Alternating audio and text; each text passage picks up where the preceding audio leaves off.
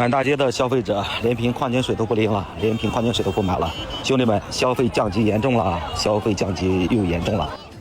大陆的5·1黄金周刚刚结束了，游客们就开始陆续返回他们的工作岗位。那从平台数据来看，这个假期的消费表现出了明显的所谓升级趋势。飞猪数据显示，5·1期间整体的消费金额大幅上升。5月5号发布的多项报告和新闻也描绘出了一片欣欣向荣的消费图景。以成渝、云贵为起点或者目的地的航线就成为了热门，占据了大半壁江山啊！一路向西，现在成为假期长线旅游的主流。相关的数据显示，景区门票预订量同比增长132%，美团平台上休闲露营订单增长高达390%，异地游客在地方特色餐饮方面的堂食订单量也同比增长了105%。总的来看，各大平台好像都呈现出一股消费火爆的热闹场景。但这些官方或者平台发布的数据和视频平台上一些一线商贩的真实感受却大相径庭。卖多少了？卖多少了？猜，都很惨，都在这边玩。我在西湖边，从岳王庙回卢苑，我以为路上会很堵，没想到一路畅通，都没人，怎么回事？师傅，人都不出来消费了。去年我们5·1，我们一天的营业额是12000块钱，然后昨天一天的营业额是3000块钱，是腰斩之后再腰斩，真的。你说我们不努力吧，5·1我们做了12分的准备，但是给到的市场反应是5分。大家好，我是大王，我是小王。今天我们来聊聊大陆5·1黄金假期的数据和商家的体验冰火两重天，以及文旅特色旅游的兴起，以及就这个话题引申谈谈中国经济当下最重要提振的内需，以及那些本不该发生的5·1期间发生的人祸。这两天，各大财经媒体和官方平台都在披露5·1黄金周消费数据啊。比如大城市中的核心商圈迎来了客流高峰啊，国际空港每日客流量超过了30万人，奥特莱斯商场单日销售突破了2000万元，重庆江北区鱼味国潮美食活动日均销售额超过了40万元，天津431家重点商贸企业在假期首日实现销售额3亿元。杭州零售、餐饮、住宿、娱乐等5大行业合计消费金额达到了40.16亿元等等啊，金额数字方面很热闹，但这些数据基本上没提去年同期的对比数据，也就是说去年没有说这些地方是一个什么情况，数据提供的都是差异化的。你比如去年的消费数据提到的是一些踢踏地点啊，因此就没有办法判断这些消费是否是实际增长。为了进一步了解真实情况，我就查看了一些小摊小贩发布的视频。发现情况并不乐观。有一位摊主他就表示，尽管游客数量和去年相仿，时间、地点甚至天气情况也一致，但是自己的收入仅为去年的1/3左右，下降了整整66%啊。那么今年呢，跟去年的5·1的区别是什么呢？同样的地点，同样的时间，就这么个小摊位摆摆，一天嘛呢4、5千块钱是有的。那么今年呢，人也不少。但是呢，连去年的1/3都没有。同样的地点，同样的时间，同样的天气啊。其他的观察者也都是在普遍在说这个消费降级的事情。大家出门旅行就是门是出了，但是都不花钱，所以人们就依旧愿意出门旅行，没问题。在精神物质方面都有持续的这个真实的需求和愿望，但在消费上却更为克制了。更多人选择就是穷游或者节约型的这种旅游模式。如果我们都相信这平台数据和摊贩的感觉都是真实的，那就意味着一个非常有趣的现象就消费总量，你看它在增长，尤其是这个中高端的消费，比如这出境游高星级酒店这个增幅也很明显。但这个同时低端消费小摊经济就大幅下滑了。那有人说是不是消费升级了呗？就从地摊经济上升到了星级酒店消费？那你看这玩笑就开大了。这显然是不可能是消费升级。过去这1年，大家普遍都在消费降级，勒紧裤腰带过日子，对吧？那现在突然你看5·1假期爆发式消费，那显然不符合逻辑嘛。而且如果说平台说这个整体的消费数字金额上升，那么就是一个更残酷的现实，就是有钱人在狠狠的花钱，追求更强的舒适、更多的便利，而普通人能省则省即使就是在往年最舍得花钱的五一、11假期，现在如今大部分人都开始精打细算。造成这种数据火热和体感冰冷差异的原因，还有那么几点哈。一个是区域性的差异，你比如像杭州这样的传统的热门城市，由于缺乏新鲜感，消费成本又比较高，所以景点又单一，游客意愿现在已经大幅下降了。相比之下，你看西部地区啊，以其独特的文化和较低的物价是吧，吸引了就更多的游客，大家旅游的目的地就发生了变化，不仅图这个热闹、图新奇，还要图一个性价比。中国的西部的确是更吸引人的目的地。我现在去中国大陆旅游的话，我也更愿意去西部啊，还有像新疆啊这种地方，西藏、云南等等。就跟其他地方相比起来，就感觉其他地方没特色啊，就千篇一律的城市嘛，没啥太多吸引力了。新疆、西藏确实是我们俩一直念念不忘啊，又裹足不前的旅游梦想啊。那我争取2年之内安排实现哈。行，那我可记住了。其实不管是这个平台数据啊，还是小商贩们的这个观察，其实某种程度上都是真实的。大家的出行意愿其实是很强的，但消费的行为准则啊开始变得非常谨慎。游客想的就是人要出门走走，行程得丰富一些，老婆孩子老人要满意，但是整体花销得尽量压缩。也正因此啊，咱们就看到了这个数据和实际感受之间的这个差距。所以刚才我看你不是讲这个休闲露营的订单增长好几倍吗？就大家一方面吧，可能尽量要比较省钱，性价比要比较高；另外一方面，更重要的是图个新鲜，而且现在露营的装备也都非常好，非常全面，也挺好玩的。对，尤其对于孩子来说，你看就更为新鲜。如果我是10来岁的孩子，省不省钱我不管。那如果1年就那么1、2次出去玩的机会，我肯定更愿意去露营住帐篷，不愿意去住千篇一律的酒店啊。这个五一假期，选择前往乡村体验这种慢节奏、静享受的游客显著增多了。出行平台去哪儿数据显示啊，福建平潭、广西阳朔、四川九寨沟、贵州荔波等10个宝藏县城成为假期旅游最热门的目的地。全国1229个县城的酒店预订量同比增长了20%。现在大家都去县城开始旅游了哈。一方面呢，是因为县城旅游更省钱；另一方面就是县城特色确实它更加丰富，而且多样化。而且呢，还有可能这个县城人去的少，就人一点都不多，不用去乌泱泱的八达岭、长城这种地方去人挤人了。也就是说，现在人们旅游的目的地分散化了，这其实是一个非常好的事儿哈，还能促进一些地方经济的一些短暂的回血。而且不少商家和文旅部门非常努力，现在都卷起来了。五一假期期间，各种创意活动层出不穷。比如说这个四川宜宾李庄古镇，这个景区就延长了他们那个沉浸式表演，一直到晚上啊，很晚的时候，夜幕降临之后，然后游客呢就穿行于这个月亮田小巷，仿佛置身于时光隧道，街头随处都可以见到这种露天音乐会啊，还有一些固定的舞台，艺人即兴进行表演，氛围就非常轻松松弛啊，非常有特色。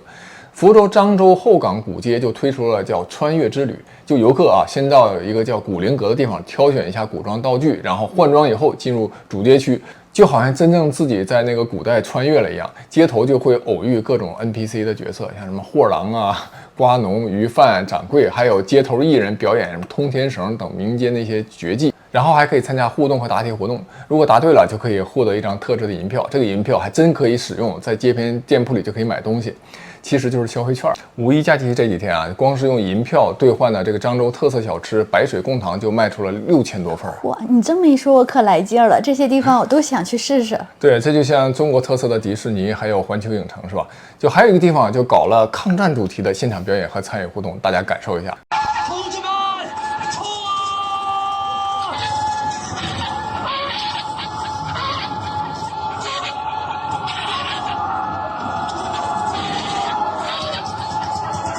福建、山东、安徽、湖北、四川等许多地方的古镇啊、古街，现在都搞了这种沉浸式的表演和互动啊。游客据说也创了新高，一些地方还因地制宜打造了极具本地特色的文旅活动，比如像贵州绥阳县温泉镇就把音乐会就搬进了溶洞里面，在钟乳石间布置专业音响系统，结合洞穴特有的那种空灵的回响哈，为观众带来了非常有意思的别具一格的听觉体验。主舞台还采用了全息投影技术，把银河呀、极光等光影动态就投射到了亿万年形成的这个岩壁上，是吧？那随着音乐节奏，你想就变换，然后就呈现出一种非常令人震撼的地心音乐会那种效果。即便是资源有限的地方，也会举办像文艺晚会，类似于春晚的那种表演，还有春晚，就是村庄的村，来吸引这个人流。其实从前面我们看到的那几段一线商家的冰点体验来看，这个五一假期暴露了其实近10几年来前所未有的不能回避的一个现实。通俗一点说，就是越来越多的普通人选择穷游。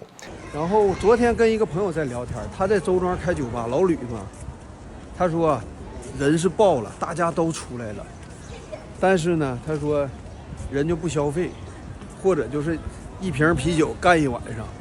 他说也这个比平时下降很多。那我在这儿走，今天人也到处都是人，但是说真的，你看放眼望去，替代率有多少？非常非常低，就是大家说白了，就是都出来逛逛，就是不消费，因为吧这个收入锐减，这个不愿意再多花钱。要真正提振消费，其实距离还很遥远。现在的五一假期，你看，对于中低收入人群来说，更像是一种交差式的旅游，就走出去拍几张照，给自己和家人一个假期的交代。很多人提前就在超市买好面包和水就背身上，全程都不在景点花1分钱，就是走一走、看一看、拍拍照。除了门票，尽量不产生消费。而且我刷到还有很多人就是特别喜欢去那种连门票都不要的地方，最好是全免费。是，那野长城那种是吧？对，这就是对预算极致控制下的一种出游方式，背后反映了其实大家对经济形势还是很焦虑、非常防备的。你看五一的这个消费降级，就说明这个消费降级已经成为一种常态了。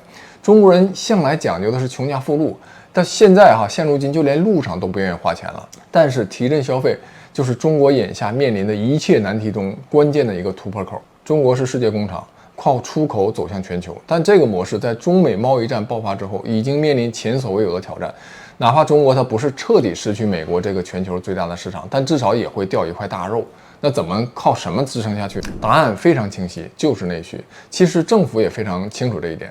中国其实是世界第2大消费市场，仅次于美国。如果内需真正站起来，凭借14亿人口，尤其是4亿左右的中等收入群体，就能爆发出极其强大的消费能力。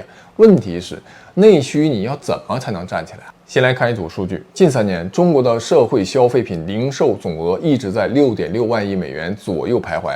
相比之下，美国的消费市场规模是在20万亿美元左右，整整是中国的3倍。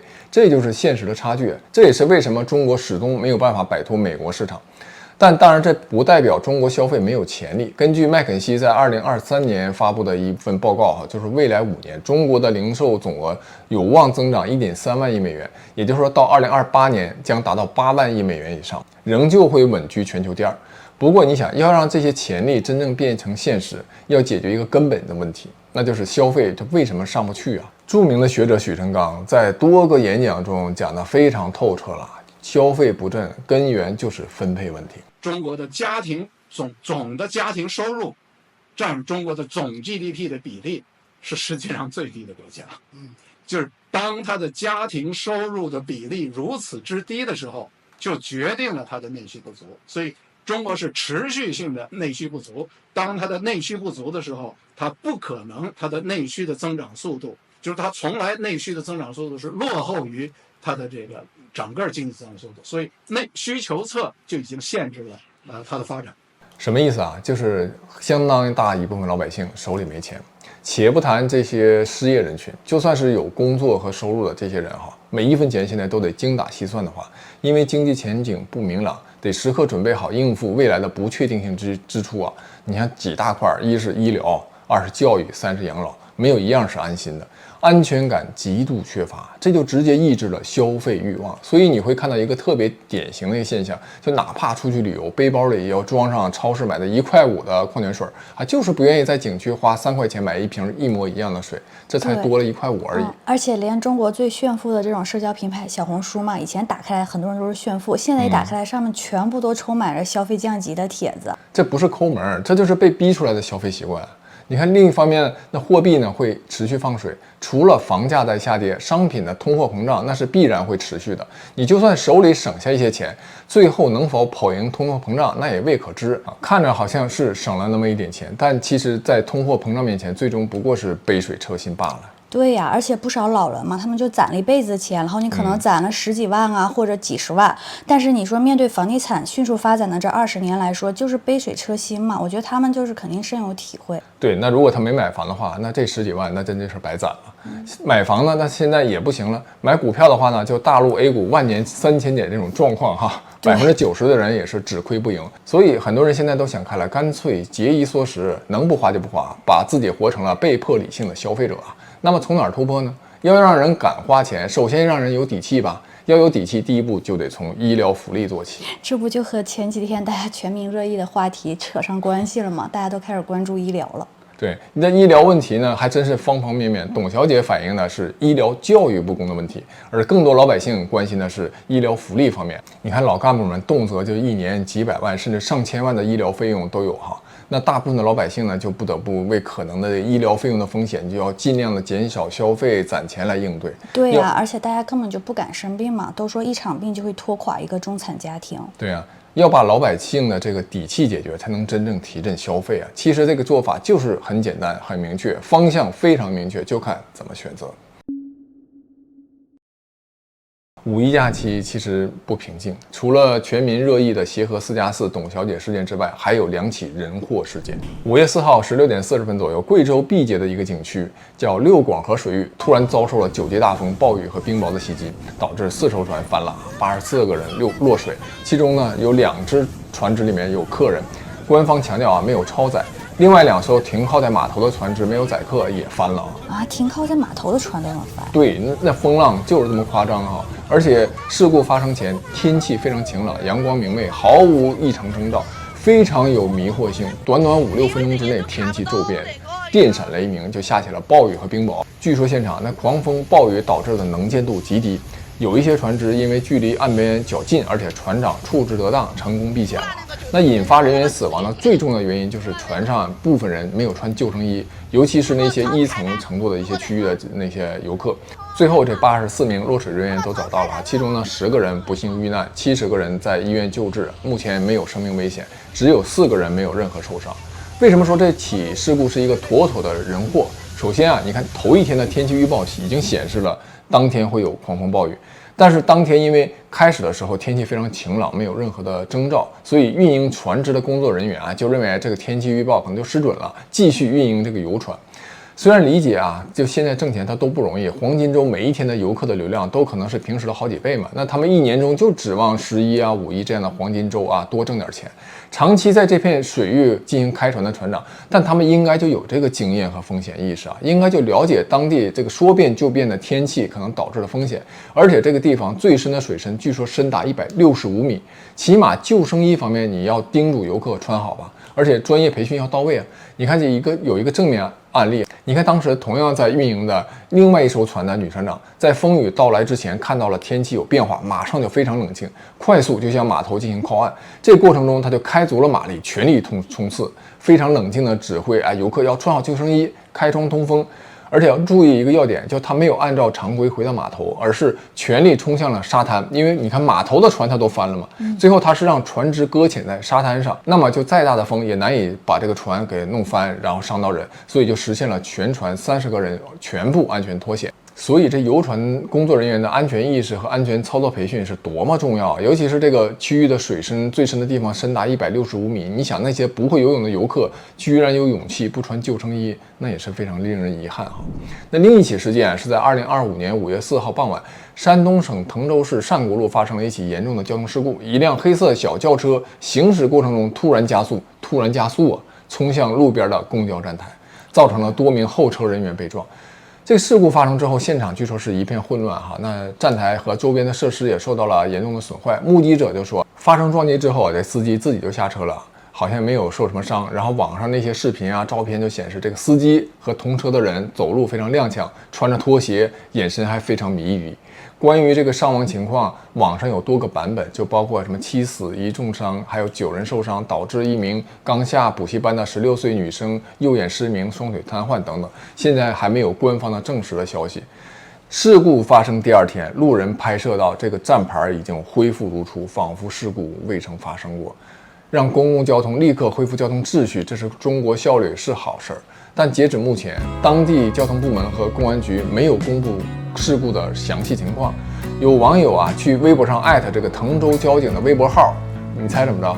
人家居然注销了啊！这不知道是搞笑还是悲哀，这真是头一回见这样的事儿。其实这就是一起交通事故，你说他是毒驾也好，酒驾也罢，是报复社会也好，还是说一时脑子短路疏忽，这个原因暂且不谈，你可以慢慢处理。但是作为如此重大的交通事故，民众起码有应该有的知情权吧？现在地方官员如此的谨小慎微、风声鹤唳，何至于此？本期就讲完了，下期再见。